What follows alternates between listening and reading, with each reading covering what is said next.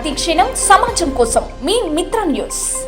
మహబూబ్ నగర్ పట్టణంలోని ఏనుగొండ వద్ద ఉన్న కేంద్రీయ విద్యాలయానికి పోవడానికి రహదారులు సరిగా లేక విద్యార్థులు నానా కష్టాలు పడుతున్నారని విద్యార్థుల తల్లిదండ్రులు ఆవేదన వ్యక్తం చేస్తున్నారు.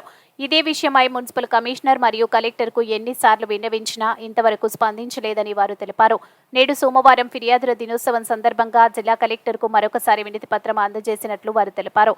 ఇప్పటికైనా ప్రభుత్వం స్పందించి కేంద్రీయ విద్యాలయానికి పోవడానికి రహదారి ఏర్పాటు చేయాలని వారు డిమాండ్ చేశారు. ప్రభుత్వం స్పందించకపోతే కలెక్టరేట్ ముందు ధర్నా చేయడానికి సైతం తాము సిద్ధంగా ఉన్నట్లు విద్యార్థుల తల్లిదండ్రులు తెలిపారు. ఈ కార్యక్రమంలో విద్యార్థుల తల్లిదండ్రులు వెంకటరెడ్డి, కొప్పుల శ్రీను, అశోక్ గౌడ్, కర్ణాకర్ రెడ్డి తదితరులు ఉన్నారు.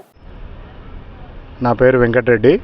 నేను కేంద్రీయ విద్యాలయ ఏనుగొండ మహబూబ్ నగర్ స్కూల్కి సంబంధించిన పేరెంట్ని. స్కూల్కి వెళ్ళడానికి అక్కడ విద్యార్థులకు అనేక విధాలుగా ఇబ్బందులు ఏర్పడుతున్నాయి. వర్షం పడితే మొత్తం గుంతలమయమవుతుంది.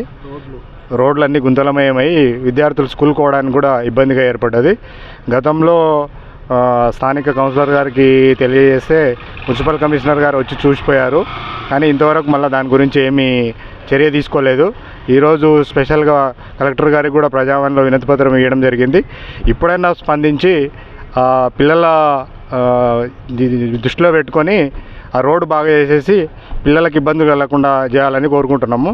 అలా చేయని పక్షంలో తదుపరి కార్యాచరణ విద్యార్థుల తల్లిదండ్రుల అందరి పక్షాన అవసరమైతే ధర్నా కార్యక్రమాలు కూడా చేయడానికి ముందుంటామని చెప్పి కోరుకుంటున్నాం. గతంలో ఫిర్యాదు చేశారా? గతంలో ఫిర్యాదు చేసినాము. గత వారం కింద కమిషనర్ గారు వచ్చి చూసిపోయిండు. ఆల్రెడీ స్కూల్ దగ్గరికి వచ్చి చెప్పిపోయింది చేస్తామని చేయలేదు.